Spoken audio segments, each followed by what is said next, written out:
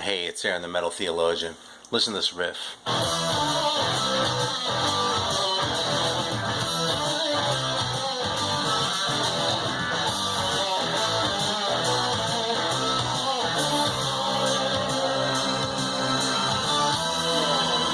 End of the 70s, little bit of synth there. Fucking great riff though. This is what's cool about like watching people's videos, and I've sucked about commenting lately. I apologize to everyone because I've been in kind of a state. That's another story that I'm not going to talk about in the video. But not too long ago, Scott Waters actually made a video where he was playing this in the background. I'd never heard of this thing before. Fucking blew my mind listening to it. I immediately went out and like found a copy that was relatively cheap, so I snapped it up. This is Jimmy Hotz with a Z, Beyond the Crystal Sea. And aside from the fact that this fucking cover is just so like metaphysically awesome that it makes you want to take out my wallet immediately anyway. It has like this like late 70s hard rock thing, like with the psychedelic shit and these spacey synths going on, and the guy's a total wiener too. It's like the perfect recipe for like a perfect record. I mean, look at that dude. The guy on the front looks like he's having an existential crisis.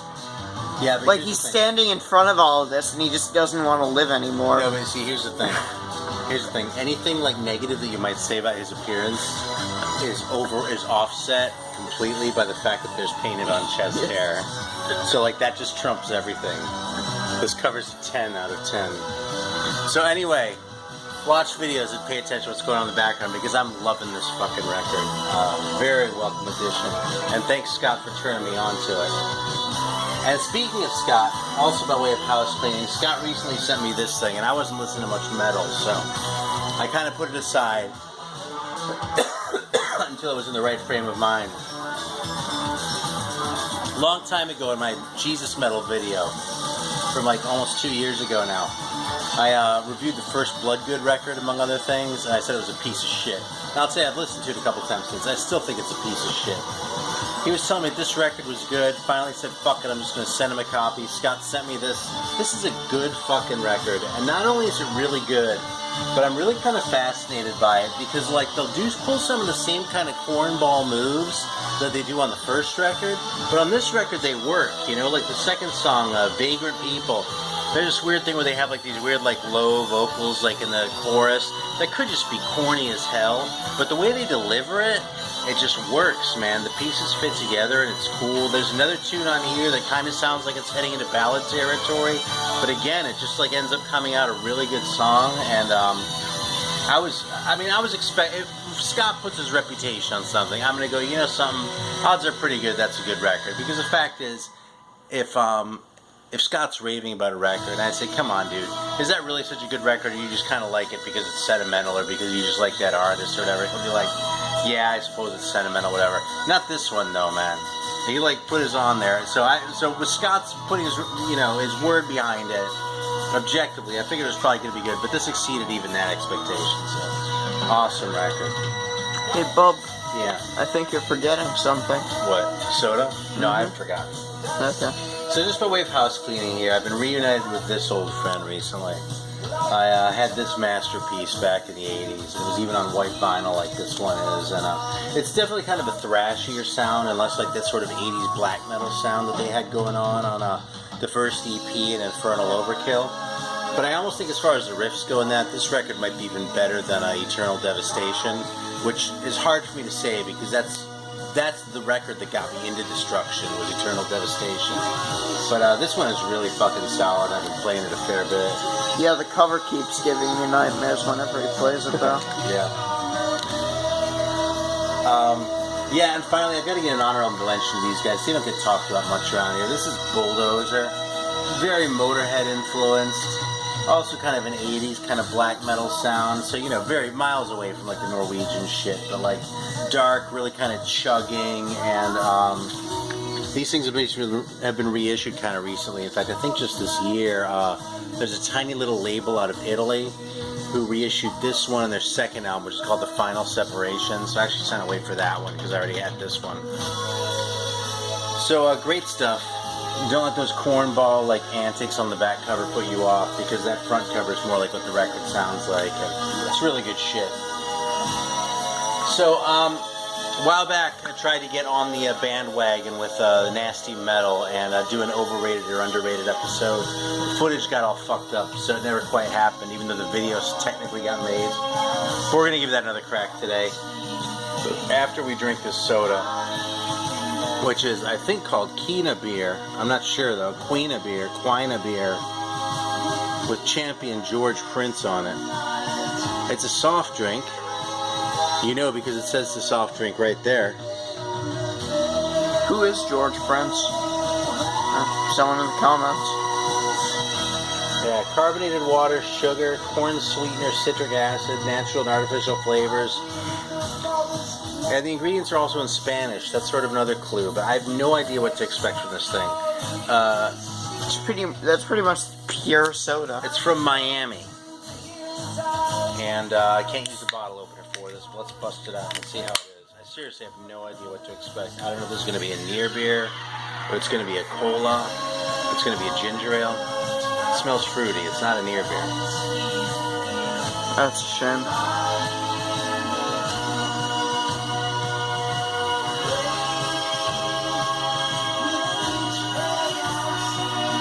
It's really fruity, but in like a really candy fruity way. But it's like candy fruity that's unashamed of being candy fruity. You know what I mean? It's not like, okay, we're gonna make a fruit soda, but it's gonna taste like candy because that's just like the artificial flavoring we have at our disposal. It's like we want to make a soda that kind of tastes like Jolly Ranchers or something like that. I can't pin it to what flavor Jolly Ranchers, but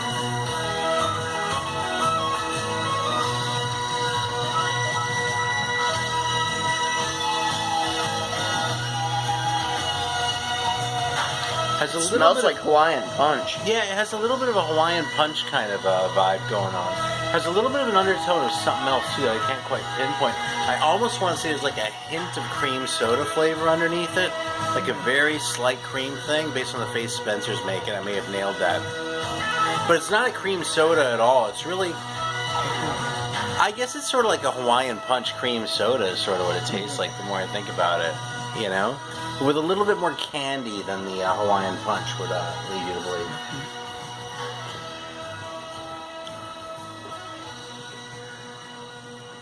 Yeah, it's not an everyday soda, man, but I would drink this again. It's pretty good.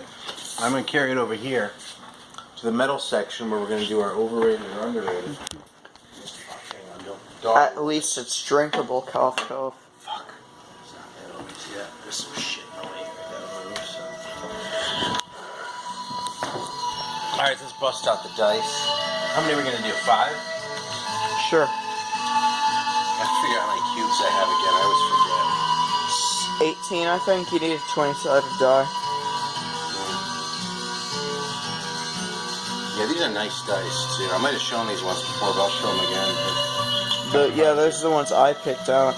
Yeah, this is a good pick. I'll give credit where it's due. Spencer's at the store with his mom. The game store, and I asked if I need anything. He said we need some dice because the old ones got lost. Spencer's like, oh, what kind? I said, just pick some that look nice. So he picked these.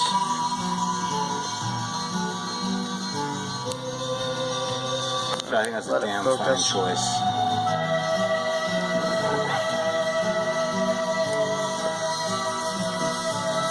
It's funny the reading glasses are here. That's because the grown-ups in this household are getting older. But, you know, that's why there's a good record collection. You know, when I was 20, I didn't have records like this. So if you don't like it, fuck you.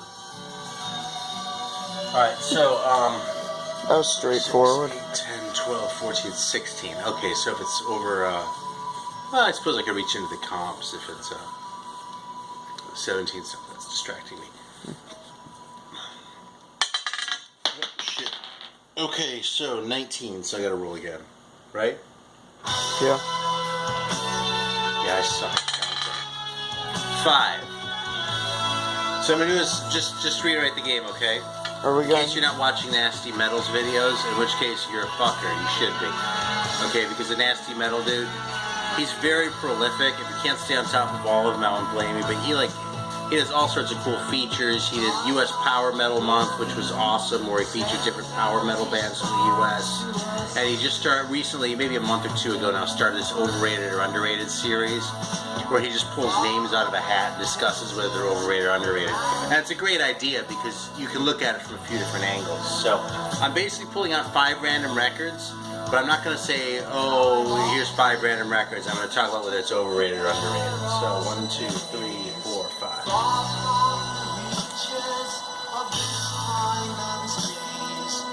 I love these cornball moves on this fucking, what's the guy's name, Jimmy Hott's record? It just totally works though. This is like what pomp rock should be, you know what I mean? Like it shouldn't be like, I'm spacing, like some of those super pop, like later Sticks and shit like that. This is what it should sound like. Alright, so here we go.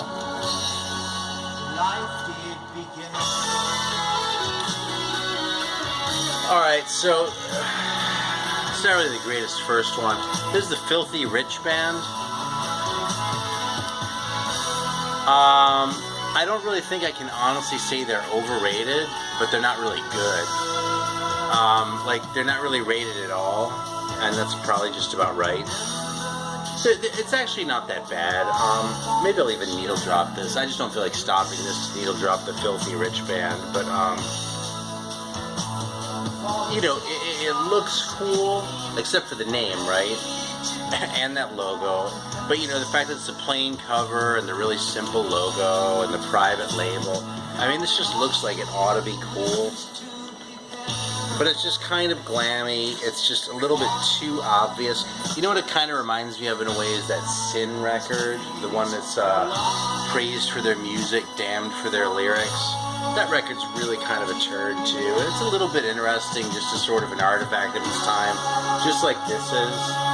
But it's probably rated just about right, which means it's not rated highly.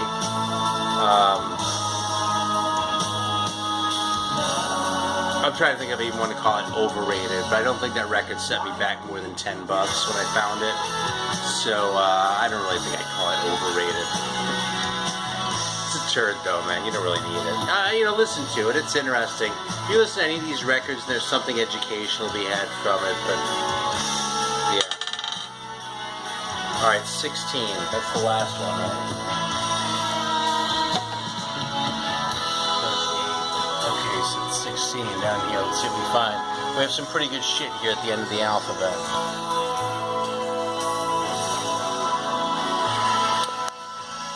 Alright, this is Warning, and I don't know, this is their French band. They made 3 records. Okay, this one.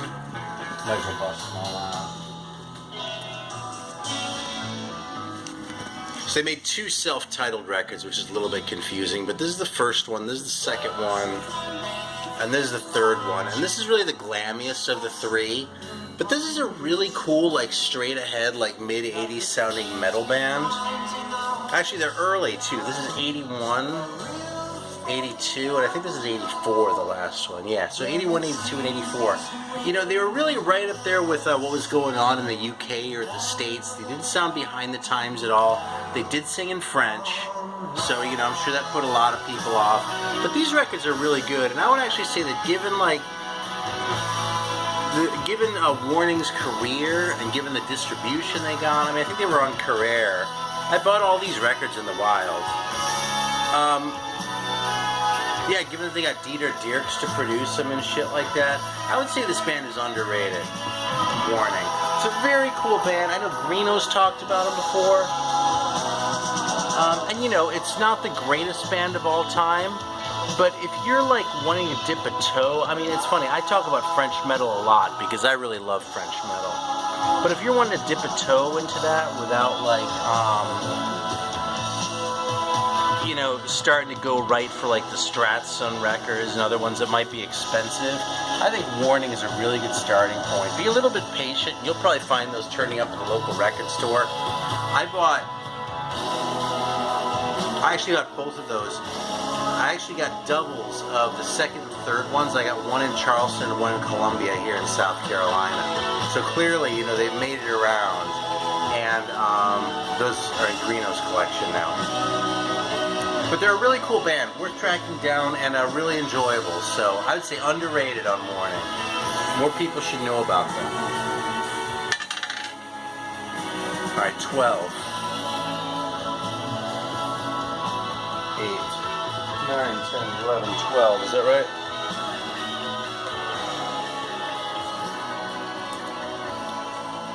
Yeah, whatever. It doesn't even matter. And if you say it's right, how are they going to prove it? All right, here we go. Satan. Okay, this is the from a couple of years ago. The Buried by Time and Dust reissue. It's actually not a reissue. It's the first vinyl issue of the Into the Fire demo, and it actually comes with something really cool, which is a reproduction of the original Kiss of Death 7-inch. And good luck finding an original of that if you're not looking in the Metal Theologians collection, in which case your odds of finding one are pretty good. But it's really cool. It's these are mostly songs. The single is actually maybe my favorite 45 of all time. It's a very strong candidate for it. And you know, so I'm going to go ahead and I'm not going to. Well, yeah, I'll fucking needle drop it just because.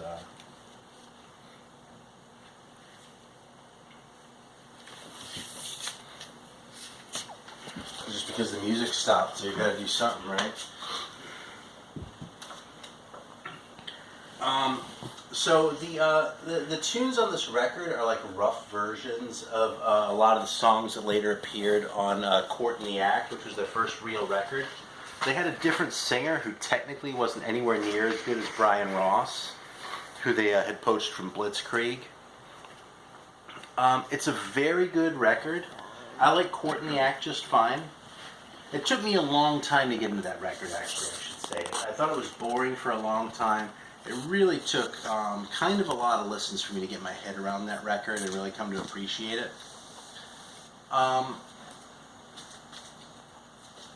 Even though the performance on this one is really not as solid as the performance on Court in the Act, I kind of like it more just because it has that sort of rawness about it. And I'm going to fire it up so you can judge for yourself. Oh, there's an intro, I'll warn you. I'm just going to start at the beginning. But here's the thing. In spite of all these positive things I've just said about Satan, I think I have to say Overrated. And the reason why is because they cut 4 great songs with their original singer, Trev Robinson. The 2 on the single, and then the other 2 were on the Rock's Caliber comp. They made Court in the Act, which was a very good record, but a hard record to get into, and they made a couple good demos.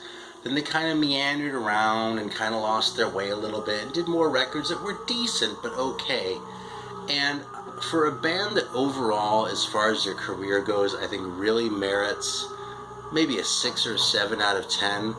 I hear people extol them like Satan was like one of like the great bands of like the new wave of British heavy metal era and like all this great shit. Now in fairness, I haven't heard their comeback album. I've heard their stuff, the comeback stuff has been really solid, so maybe they'd win me over yet. But the fact is, obviously not as many people know about Satan as probably ought to, but among people who do know about them, I think they're more highly regarded than they really deserve to be. So my verdict on Satan is Overrated. It's 3 out of 5. How are we doing for time? Wait 15 seconds and I'll tell you. Don't care that much.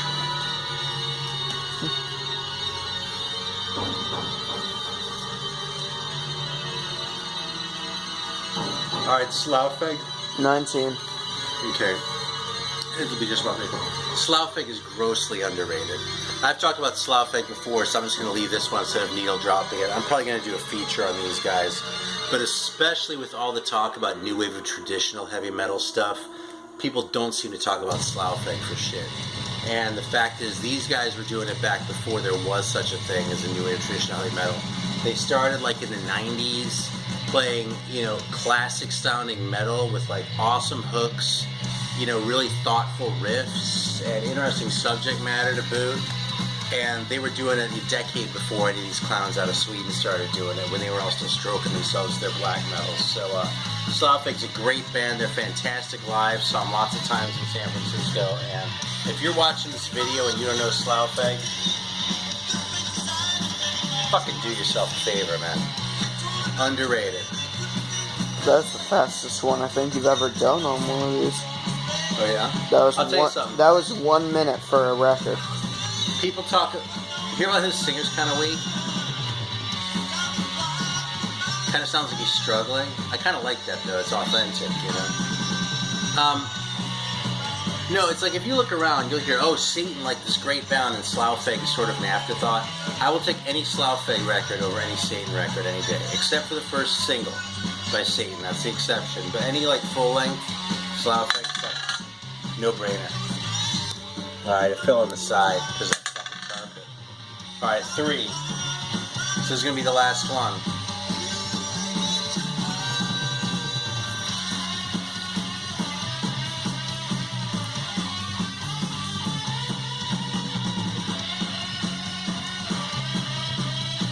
It's hard to say. Damien Thorne, Sign of the Jackal. This record never really did much for me. In fact, maybe I should leave it out. This is one that I come back to about once every 2 years.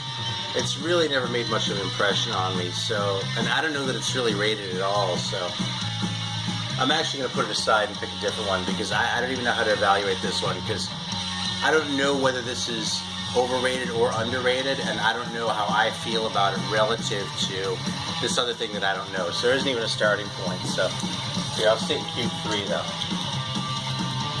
I think it's a really cool cover. And it's kind of awesome that they're called Damien Thorne. For those of us who love the Omen movies.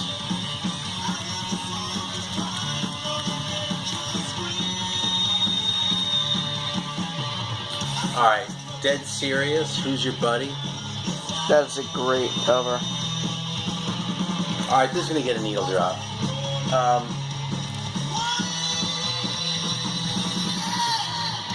Okay, first of all, it's almost against my religion to call this record underrated because it's such a cornball record. I mean, Dead Serious, Who's Your Buddy, right? The guy's name is Dead Lee Serious. And like, look at these fucking guys in the band. I mean, like Stuart Coleman and shit, and this guy. I mean, this just looks like a jokey record. And if you've watched more than like 3 of my videos, you know that I'm generally pretty hostile to jokey records. But this record just does it for me, man. I like this one, and I haven't played it in years. So I'm a needle dropper right now. I'm going to tell you right now that it's underrated. I actually discovered this Dead Serious because one time I was mailering some records from someone like years ago. I'm pretty sure I was living in LA at the time, so about 15 years ago, and someone sent me a 45 by Dead Serious, like as a bonus. I was like, what the fuck is this, you know? And same deal, you know, there's actually no picture sleeve, but the guy's name was Dead Serios, like S-E-I-R-I-O-S. They're like, this just looks fucking idiotic, but what the hell, I gotta at least throw it on once. It was free, you know? No matter how much I hate it, I'm not losing anything. Dude, I fucking enjoyed the hell out of it. I still have that thing, too. So this one I actually bought of my own free will and accord. Look, it's so fucking corny, man. It's side 3 and side C. Cheeseball shit, man. But here we go, man. I don't even know which side is supposed to be first. This is 1987.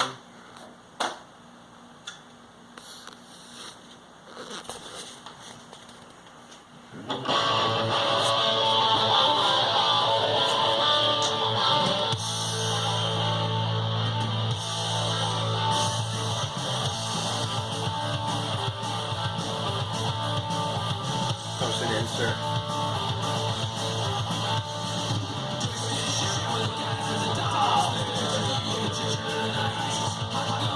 Really simple riff, simple vocals, but all that delay on the vocals gives it a really weird sound.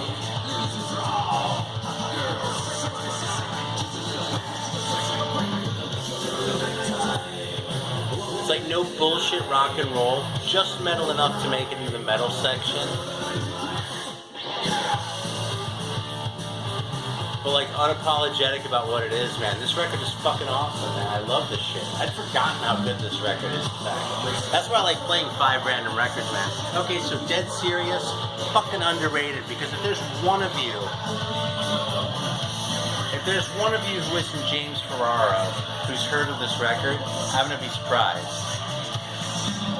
So that's what I've got, man. That's episode number 1 from the Metal Theologian. Jumping on the nasty metal bandwagon. A shout out to that cat again for overrated or underrated.